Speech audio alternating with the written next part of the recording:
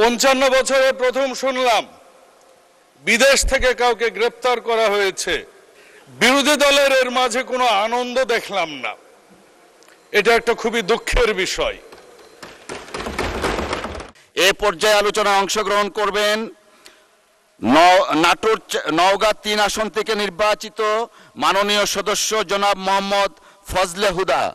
জনাব মোহাম্মদ ফজলে হুদা, আপনার সময় 5 মিনিট। ধন্যবাদ আপনাকে।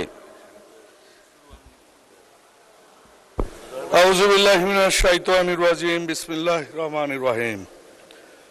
আসসালামু আলাইকুম রাহমাতুল্লাহি ওয়া বারাকাতুহু। অন্য ধর্মের প্রতি রইল শুভেচ্ছা। মাননীয় স্পিকার, বাজেট তো আসলে মানুষের স্বপ্ন। একটা স্বাধীন সার্বভৌম দেশে একটা বাজেট হয় প্রত্যেক বছর, জনগণের আশা আকাঙ্ক্ষার যেখানে প্রতিফলন হয়।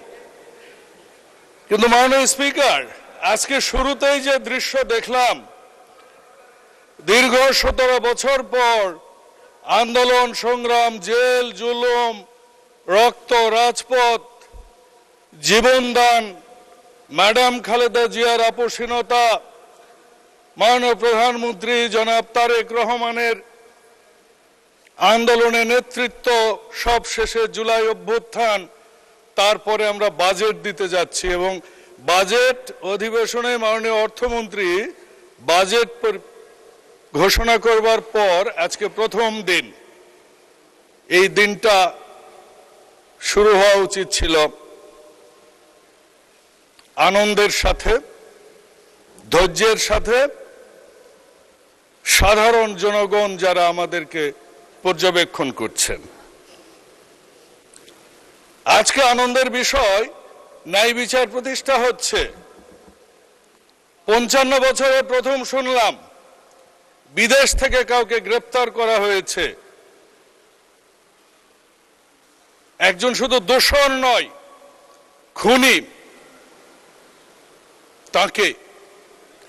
বিরোধী দলের এর মাঝে কোনো আনন্দ দেখলাম না। এটা একটা খুবই দুঃখের বিষয়।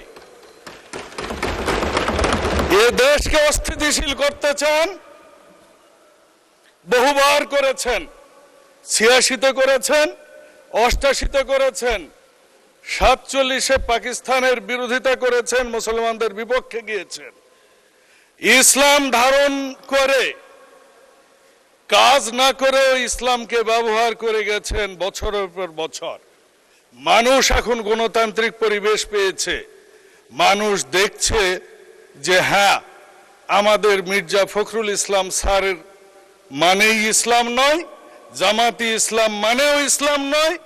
বেহেশতের টিকিট দেয়া সেই ব্যাংক, আর্থিক প্রতিষ্ঠানের নামে যে পরিচালনা করে, সেটাও কোনো ইসলামের ব্যাংক নয়।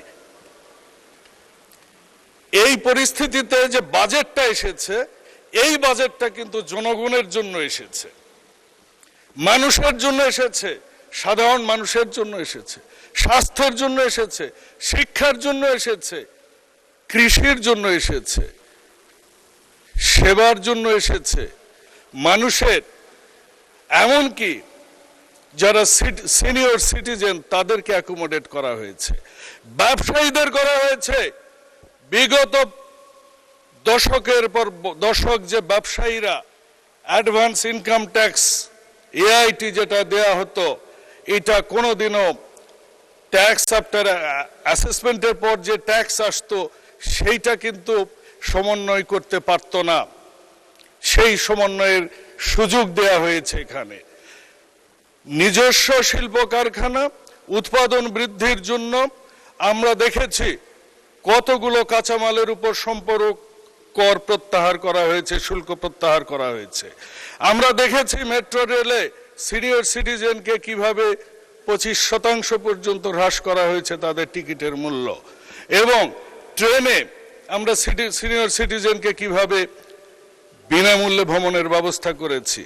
ক্যান্সার বলেন, ডায়ালাইসিস রোগী বলেন, কিডনি বলেন, হার্ট বলেন, এই সব দুরারোগ্য রোগের জন্য প্রত্যেক বছর মাননীয় প্রধানমন্ত্রীর ত্রাণ তহবিল থেকে এবং সমাজসেবা অধিদপ্তর, যেটা আমাদের সমাজসেবা এবং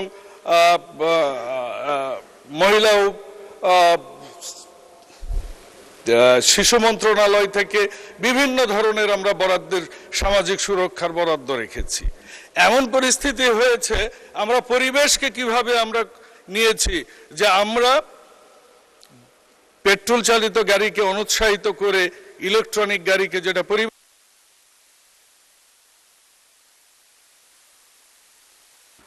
ধন্যবাদ মাননীয় সদস্য। জি 2 মিনিট থ্যাংক ইউ। আমাদের এই বাজেটে শুধু এরকমই নয়, এই বাজেটটা আমার দেখা মতে যতগুলো বাজেট আমরা দেখেছি, বিএনপি যতবার এসেছে, ম্যাডাম খালেদা জিয়ার সময় আমরা দেখেছি যখন ভ্যাট করা হয়েছিল কিরকম আন্দোলনে গিয়েছিলেন, এই আমার সামনের যারা আছেন তারা সহ একটা নির্দিষ্ট গোষ্ঠী যারা বাংলাদেশের স্বাধীনতা সার্বভৌমত্বে বিশ্বাস করে না তাদেরকে আমরা রাজপথে দেখেছি, যারা বাংলাদেশকে করদ রাজ্য বানাতে চায় তাদেরকে আমরা দেখেছি। মাননীয় স্পিকার, আমরা পরিচালন ব্যয় যেভাবে কমিয়েছি, আমরা উন্নয়ন বাজেট আবার বাড়িয়ে দিয়েছি। এমন বাজেট বাংলাদেশে দিয়েছেন আমাদের মাননীয় অর্থমন্ত্রী, এই জন্য তিনি ধন্যবাদ পেতেই পারেন। যে চ্যালেঞ্জের কথাগুলো তারা বলছিলেন যে এটা টাকা আসবে কোত্থেকে, টাকা আসবে কোত্থেকে, আরে ভাই হাই হোসেন যদি করতেই থাকেন তাহলে আপনার টাকা আসবে না তো ভাই। টাকা আসার জন্য আমরা ফ্যামিলি কার্ড দিয়েছি। ওই নারীটা যে ওই দোকানে, গ্রামের দোকানে কিনবে, ওই নারী যে ওই 2,500 টাকা দিয়ে একটা ছাগল কিনবে, আমরা গ্রামীণ অর্থনীতিকে আমরা চালু করছি। আমরা মানি কিভাবে মাল্টিপ্লায়ার হবে, কত দ্রুত মানি ইকোনমিতে মাল্টিপ্লায়ার হবে, আমরা যেভাবে কারখানা ইন্ডাস্ট্রিয়ালাইজেশনকে উৎসাহিত করছি, ঠিক একইভাবে আমরা গ্রামীণ ইন্ডাস্ট্রিকে কিভাবে উৎসাহিত করছি, এই বাজেটে এসেছে। মাননীয় স্পিকার, এই বাজেট দেখে আমি আমার সামনে যারা বসে আছেন সম্মানিত সকল বিরোধী দলের সংসদ সদস্যকে অনুরোধ জানাতে চাই, আসুন আমরা এদেশের স্বাধীনতা এসেছে জীবনদানের মাধ্যমে, 24 এসেছে জীবনদানের মাধ্যমে। আমরা তাদের সম্মান করি, মানুষের জন্য কাজ করি। এই বাজেট নিয়ে আমরা সমালোচনা না করে সরকারি দলকে সহায়তা করার আহ্বান জানিয়ে শেষ করছি। আল্লাহ হাফেজ। বাংলাদেশ জিন্দাবাদ। আসসালামু আলাইকুম রহমতুল্লাহ ওয়া বারাকাতুহু। ধন্যবাদ মাননীয় সদস্য।